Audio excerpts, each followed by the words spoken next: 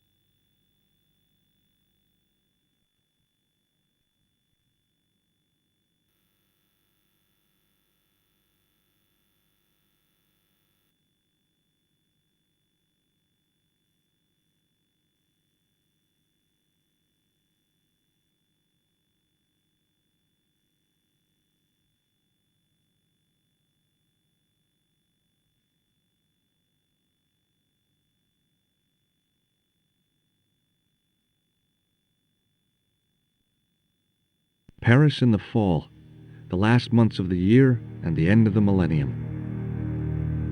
The city holds many memories for me, of cafes, of music, of love, and of death.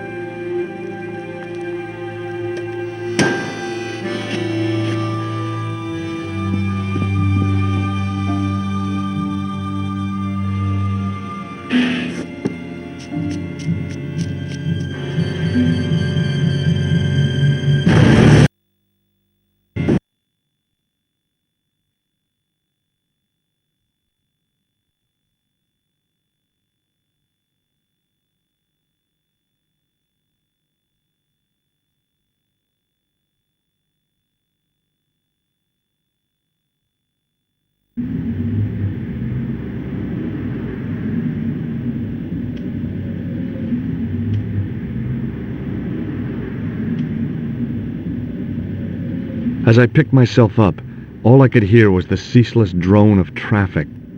Life went on around me, but the explosion was to change my life forever.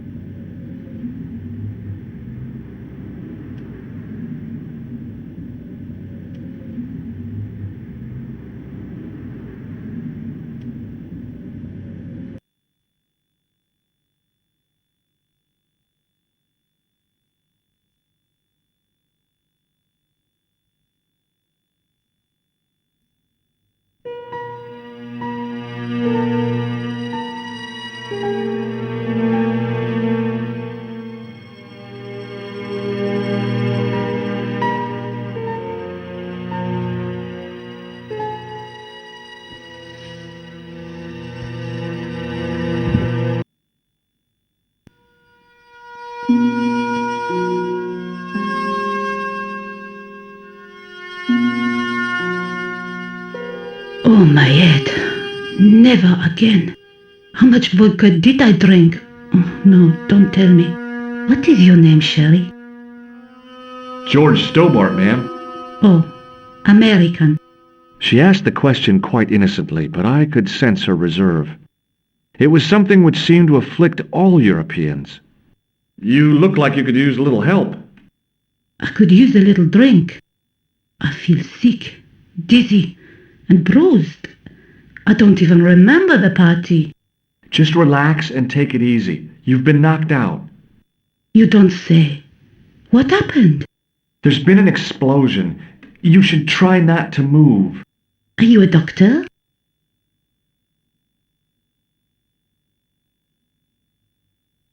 Yes, I am.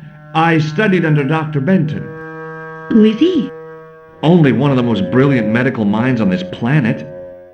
He taught me everything I know about medicine. Can you remember anything at all? No. I need a drink. Pour me a brandy. Is that straight or with ice? Just give me the bottle with a teat on it. I guess a little drop won't hurt.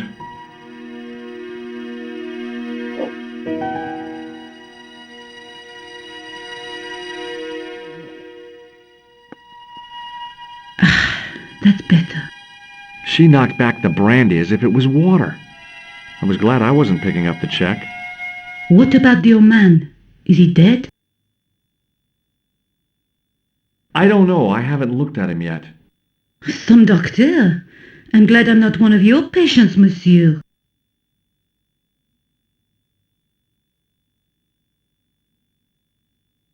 Stay here, mademoiselle. I'm going to look around for evidence.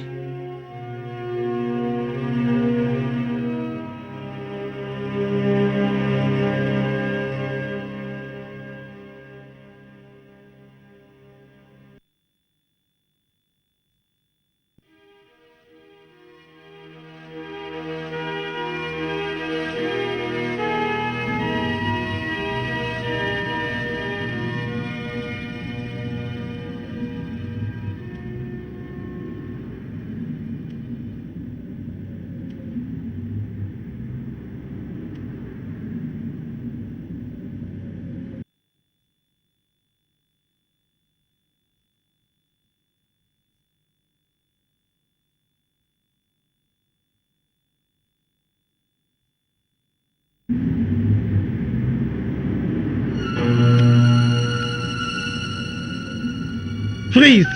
Hold it, right there. Whoa, don't shoot. I'm innocent. I'm an American. Can't make up your mind, huh? I demand to see the American consul. Drop your weapons and get down on the ground. Put that thing away, Sergeant. Move. I apologize, monsieur, but I cannot permit you to leave. Am I under arrest? Ah, no, I would simply like to ask you some questions. En avant, to the café, marche.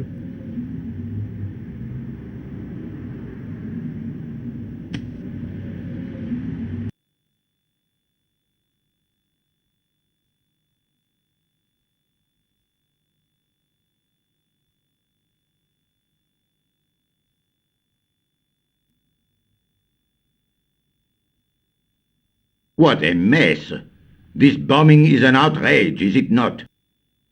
Stop that, monsieur. Stop holding your breath at once.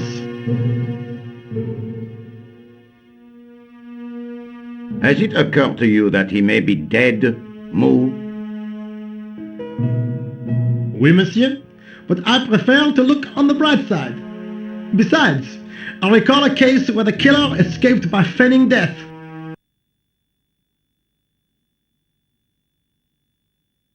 However, in this case, the man is quite dead.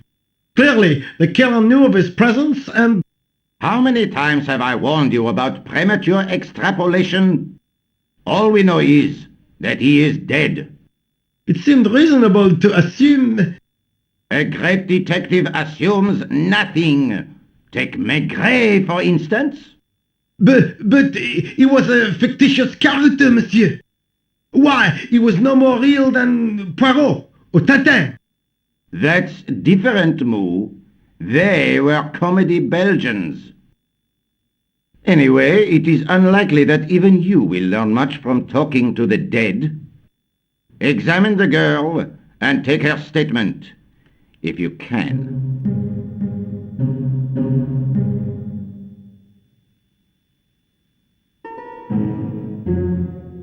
I doubt if she is in a fit state for questioning, monsieur. It smells to me as if she has been drinking. As I feared, we have stumbled upon a den of iniquity, Moo. Leave her to me, sir. I am used to handling drunken women.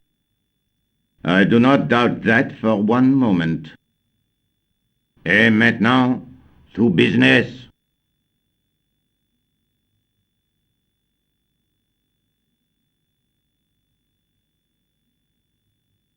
Your name, please? George Stobart. I'm from California. And what brings you to Paris, Monsieur Stobart? Travel. I'm touring Europe. You chose well. The city is most beautiful at this time of year, no? Yeah, I guess so, apart from the bomb blasts. Were you in the vicinity of the cafe at the time of the explosion? Yeah, I was sitting out on the sidewalk. I was lucky I wasn't killed. The inspector passed over my remark with no reaction. Did you see the deceased enter the cafe? No. Did you see anyone else in the cafe?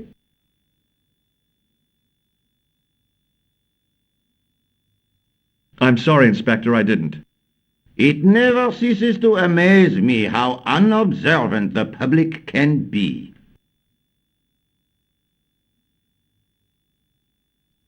Is the girl all right, Moo? She'll live if she survives the hangover. She says the killer was disguised as a clown. A circus clown? Did you see him, monsieur? I told you, I didn't see a thing. So, be warned that I, Augustin Rousseau, never rest until I reach the truth. You are my winkle, monsieur, and I'm not afraid to use the pin. Eh bien, I have heard enough. What do you mean? I am satisfied that you know nothing. You may leave. I hope this little incident does not spoil the rest of your vacation. What about my personal safety? Can't you at least give me some advice? What can I say? Stay alert and look out for suspicious characters. And don't cross the road until the little man shows green. Great advice. I honestly believe you are in no danger, monsieur. Should you remember anything of importance, please contact me. My card.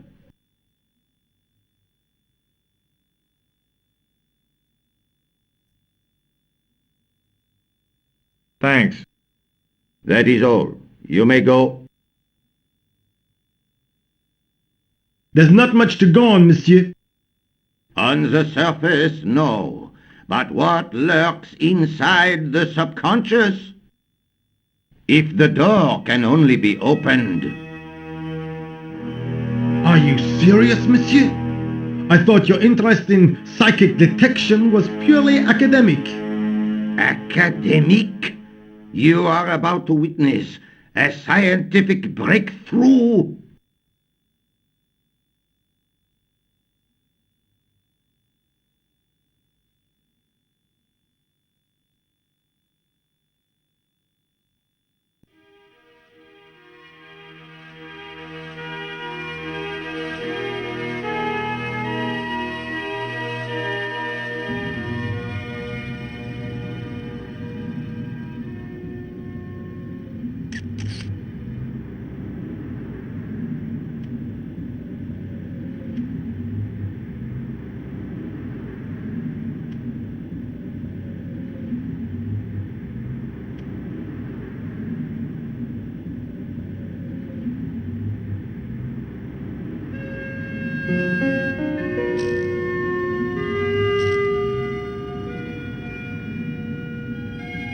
The leading article referred to the visit of a Nobel Prize winner from some unpronounceable Eastern European state.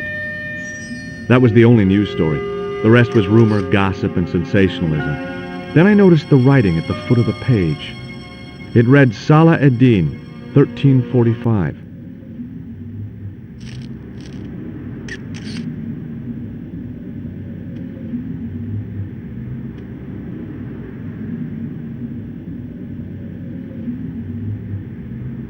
Excuse me, mademoiselle?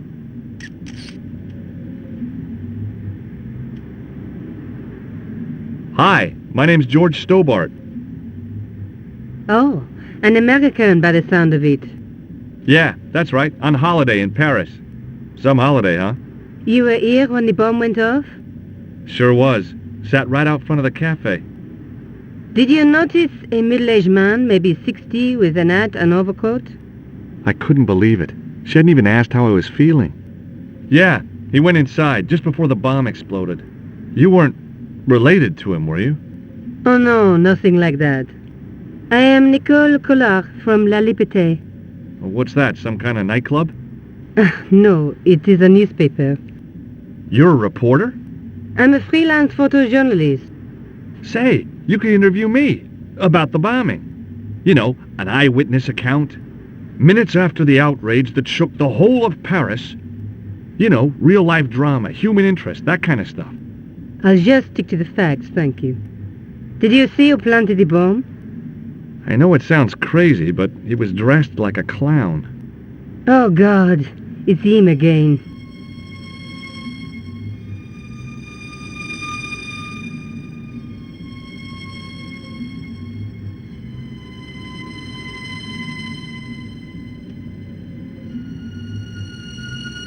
See you again, I hope. Adieu, monsieur.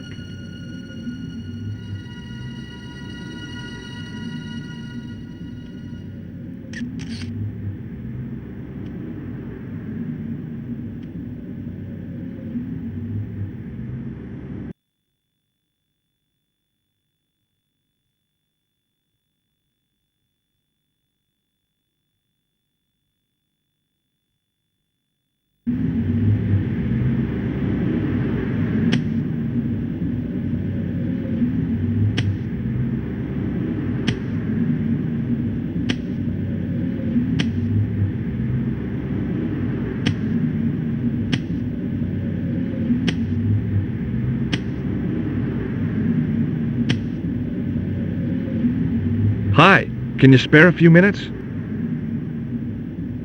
I thought you'd been arrested. No, it was a misunderstanding. When he pulled that gun, I thought that was it. Those automatics pack quite a punch, you know? He made a mistake. He thought I was a terrorist. You? A terrorist? Ha! He was only doing his duty, I guess. Would you like to read my newspaper? I haven't got time to read that. Can't you see I'm busy?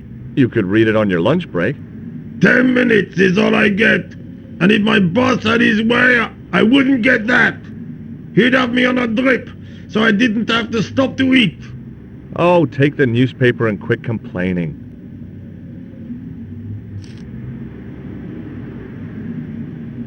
Pah! Look at this! Damn bleeding out liberals! Tja! Save the dolphins, catch them and eat them, I say! All that fuss over a bunch of fish! Nah, that's more like it! Look at the size of those! Like champagne bottle corks, no? Ah, what's this? Saladin running in the Prix de l'Arc de Triomphe. It's a racehorse? A horse? A legend! Bucephalus reborn, mon ami! Like a streak of lightning she is!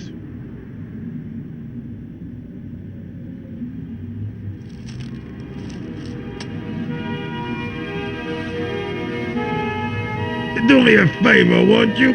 Keep an eye on my hole. I'm off to put some money on that nag.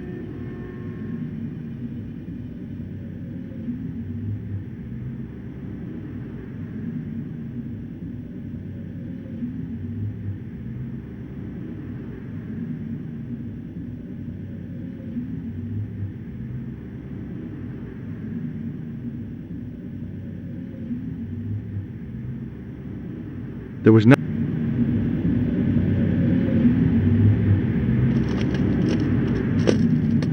I found a T-shaped tool in the box.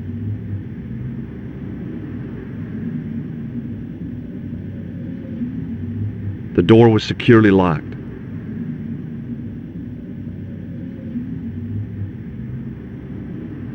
I wasn't going to head off all over Paris until I'd investigated some more. I wasn't going to head off all over Paris until I'd investigated some more.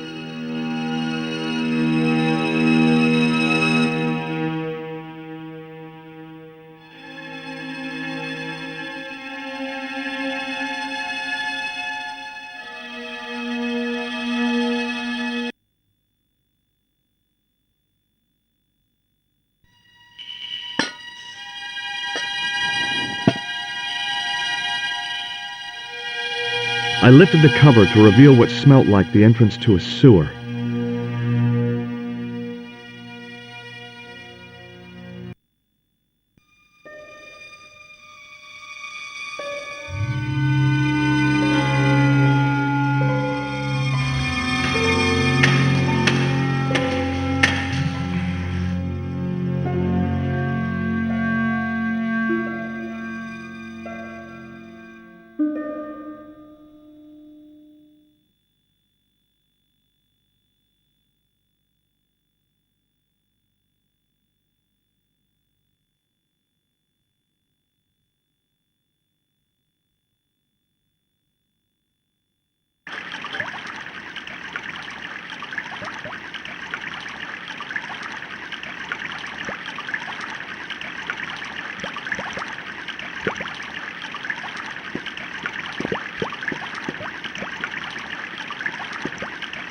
As I picked up the plastic ball, I realized it was intended to be worn. It was the clown's red nose.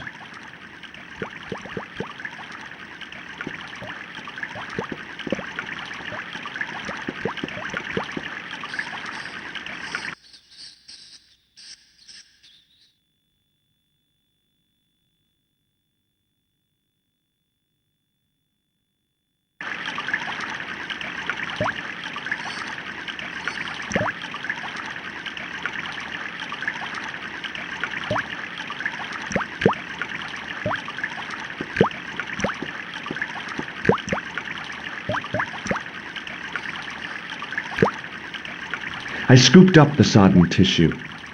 It was cold and greasy, like breakfast leftovers.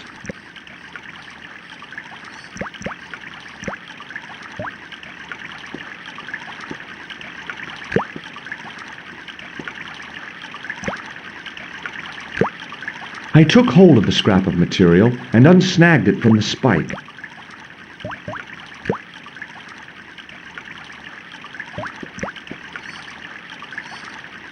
I wasn't sure what I was going to do when I caught up with that clown. But before I knew it, I was drawn into a desperate race between two ruthless enemies. The goal? The mysterious power of the broken sword.